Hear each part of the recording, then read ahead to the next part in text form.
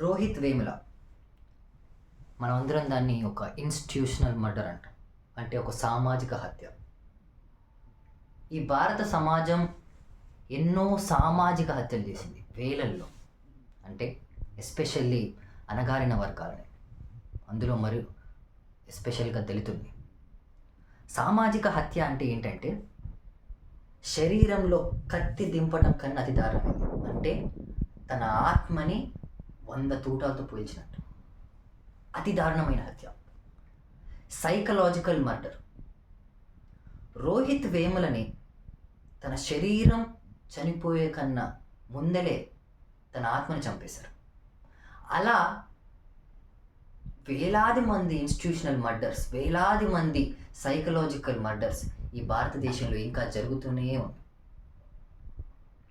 శరీరాన్ని చంపే కన్నా ముందల ఆత్మని చంపేయడం. ఈ సమాజం దళితులను అలా చేస్తూనే ఉంది. కానీ ముందుగా వాళ్ళు పనిగట్టుకొని ఫస్ట్ ఏ సైకలాజికల్ మర్డర్ చేస్తారంటే, ఏ ఆత్మ అయితే కోరికలు కోరుకుందో, ఏ ఆత్మ అయితే ఒక ఆశయాన్ని పెట్టుకొని ఒక కోరిక కోరి అక్కడికి చేరాలనుకుందో ముందుగా ఆ ఆత్మను చంపేస్తారు. అలాంటి ఒక ఇన్స్టిట్యూషనల్ సైకలాజికల్ మర్డర్ విక్టిమే రోహిత్ వేముల. అంటే రోహిత్ వేముల చావు ఎందుకు వచ్చిందంటే తను కోరికలు కోరుకున్నాడు. ఆకాశానికి ఎదగాలనే కోరిక కోరుకుంటే తన నుంచి ఆకాశాన్ని లాగేసుకున్నారు. తనకి అంబేద్కర్ ఇచ్చిన ఏదైతే చదువుకునే హక్కు ఉందో దాన్ని, తనకి అంబేద్కర్ ఇచ్చిన డబ్బుని, అన్నిటినీ ఒక పావురానికి రెక్కలు పీకేసినప్పుడు తను తన ఆశయాన్ని చేరుకోలేని పరిస్థితి వచ్చినప్పుడు తను ఏం చేశాడంటే, ఇప్పుడు చాలా జాగ్రత్తగా అర్థం చేసుకోవాలి. రోహిత్ వేములని చావు అనేది భయపడో, చాతగాకో, పరిస్థితుల్లో దారి దొరక్కో చనిపోలేదు. తన విజ్డమ్ని స్టడీ చేయాలి. ఫస్ట్ ఆఫ్ ఆల్ తన విజ్డమ్ని స్టడీ చేయాలంటే మీకు ఏంటి మూలం అంటే, తను రాసిన డెత్ నోట్, తను చివరిగా రాసిన డెత్ నోట్లో తాను ఎంత డెప్త్గా తన విజ్డమ్ని తెలిపాడంటే, నేను కరెల్ సాగన్ అవ్వాలనుకున్నాను. కరెల్ సాగన్ అంటే ఎవరంటే, ఒక అమెరికన్ సైంటిస్టు. ప్రపంచంలో మొట్టమొదటిసారిగా సైన్స్, విజ్ఞానం అనేది డెమోక్రటైజ్ అవ్వాలి. ఈ సైంటిస్టులకి ఈ జ్ఞానం ఉండకూడదు. ఈ సైన్స్ అనే జ్ఞానం అనేది ప్రతి వాడికి చెందాలి, దాన్ని డెమోక్రటైజ్ చేయాలి అని చెప్పి పెద్ద పెద్ద సైన్స్ సబ్జెక్టులను కూడా అందరికీ అర్థమయ్యే, సామాన్య ప్రజలకు కూడా అర్థమయ్యే విధంగా డెమోక్రటైజ్ చేశాడు సైన్స్ని.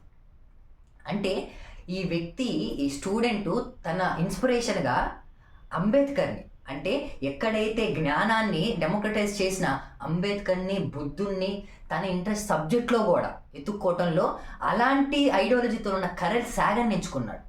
నేను కరెల్ సాగన్ అవ్వాలనుకున్నాను. అంటే ఇక్కడ ఈ వ్యక్తి ఏం చెప్పాలనుకుంటాడంటే, తను ఎంచుకున్న సబ్జెక్ట్లో ఆ సైన్స్ని డెమోక్రటైజ్, కరెల్ సాగన్ అయితే అమెరికాలో చేశాడో, నా ప్రజలకి, నా కమ్యూనిటీకి కూడా ఈ జ్ఞానాన్ని డెమోక్రటైజ్ చేయడానికి బయలుదేరిన వ్యక్తి రోహిత్ వేముల. కానీ ఎప్పుడైతే తన నుంచి అంత పెద్ద ఆశ, అంత పెద్ద కోరిక ఒక దళితుడు కోరుకుంటే, ఈ సమాజం తన కోరికల ఆకాశానికి తనకి ఒక గోడ కట్టేసి తన రెక్కల్ని గుంజేస్తే ఏమీ చేయని పరిస్థితుల్లో భయపడి చావనించుకోవాలి. ఆయన ఎందుకు ఎంచుకున్నాడంటే, ఇప్పుడు నేను నా ఆశయాన్ని చేరుకోలేను. ఎందుకు చేరుకోలేను తెలుసా?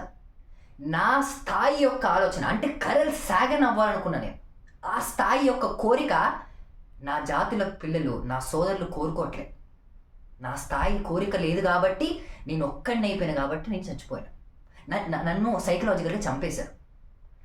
అదే కరెల్ సాగన్ లాగా నేను అవ్వాలనుకొని నాతో పాటు నా సోదరులు చాలామంది అనుకుంటే, అంత ఐక్యత ఉండుంటే నేను ఈరోజు మానసికంగా చనిపోయేవాడిని కాదు. నా సోదరుల యొక్క కోరికల స్థాయి నా స్థాయితో మ్యాచ్ కావట్లేదు కాబట్టి నా శత్రువుకి నన్ను మానసికంగా చంపటానికి అవకాశం దొరికింది. అంబేద్కర్ గారు అంత వివేక్షని తట్టుకొని కూడా ఎందుకు బతికారంటే తన యొక్క విజ్డమ్ ఏంటంటే, నా ప్రజలందరికీ కోరికలు కోరుకునే అవకాశాన్ని కల్పించడం కోసం నేను ఎంత బాధనైనా ఎదుర్కొని గెలవాలి. ఆయన గెలిచారు. కానీ ఈరోజు నా సోదరులు ఎంత కోరిక కోరుకునే స్థాయి అంబేద్కర్ కల్పించినా కానీ కోరుకోవట్లేదు, నిద్రపోతున్నారు. మరి వాళ్ళని నా కోరిక యొక్క స్థాయికి ఒక కరెల్ సాగన్ కావాలి, ఒక అంబేద్కర్ కావాలి, ఒక మార్టిన్ లూథర్ కింగ్ కావాలి, మాల్కమ్ ఎక్స్ కావాలి అనే ఒక స్థాయి యొక్క రేంజ్ని పుట్టారంటే నేనేం చేయాలంటే ఆ నిద్రలో ఉన్న సోదరుల్ని నేను లేపాలి. మరి ఎలా లేపగలను? నేను నా కోరికను చేరుకోలేదు, కానీ నా ఉద్యమం ఆగదు.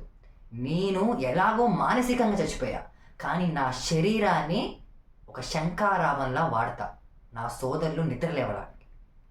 వాళ్ళు నిద్ర లేసినప్పుడు నా మరణ శాసనాన్ని చదివితే అందులో నా కోరిక యొక్క స్థాయి చూసి వాడు నా కోరికను తీరుస్తాడు. వాళ్ళు ఐక్యమై వాళ్ళు కూడా నా స్థాయి యొక్క కోరిక కోరుకుంటే దానికి అంబేద్కర్ గారి రాజ్యాంగం వాళ్ళ రక్షణగా ఉంటే నా కమ్యూనిటీలో, నా సమాజంలో నేను కాకపోయినా ఒక కరెల్ సాగన్ పుడతాడు అనే యొక్క సిద్ధాంతంతో తన శరీరాన్ని ఒక శంఖారావంగా వాడటం కోసం, ఒక విజ్డమ్ కోసం తను మరణించడం జరిగింది. ఇది ఎవరు చేశారు తెలుసా? చరిత్రలో సోక్రటీస్ చేశాడు. సోక్రటీస్ బతకటానికి అవకాశం ఉన్న ప్రశ్నించటం అనేది, సైంటిఫిక్ టెంపర్ అనేది బతకాలంటే నా చావు దానికి శంఖారావంగా కావాలని సోక్రటీస్ విషాన్ని దాగాడు. విషాన్ని దాగిన తరువాత తన చావు చాలామంది యువతకి ఒక ఒక శంఖారావంగా ఒక మేలుకుని తీసుకొచ్చింది. ఒక నిద్ర మత్తుల నుంచి సమాజం మొత్తాన్ని, వెస్టర్న్ సమాజాన్ని మొత్తాన్ని బయట తీసుకొచ్చింది. అది రోహిత్ వేముల అలాంటి ఒక ఫార్ములా వాడబోయాడు ఇక్కడ. కాబట్టి ఆ రోహిత్ వేముల గారి చావుని మనం ఒక శంఖారావంలో తీసుకొని, ఆయన బాధితుడు కాదు, అమరవీరుడు, ఒక సోక్రటీస్. అలా మనలో ఐక్యత పుట్టి, మనలో మన స్వధర్మం తెలిసి, మనలో ఒక ఆయన ఆశయం అంటే చావటం కాదు, మనం భయపడి చావటం కాదు, ఆయన చావు మనకి ఏం చెప్పిందో అది అర్థం చేసుకొని మనలో ఒక కరెల్ సాగన్ని పుట్టిస్తే మళ్ళీ రోహిత్ వేముల పుట్టినట్టు. కాబట్టి రేపు జరిగే 10వ వర్ధంతప్పుడు మళ్ళా ఆ రోహిత్ వేముల ఆశయాన్ని ముందుకు తీసుకెళ్ళటము అంటే మన కోరిక యొక్క స్థాయిని ఉన్నతంగా పెంచటం. అలా పెంచాలి. పెంచకపోతే ఆ చావుకి అర్థం లేకుండా పోతుంది. కాబట్టి అలా చేయాలని కోరుకుంటూ జై భీమ్.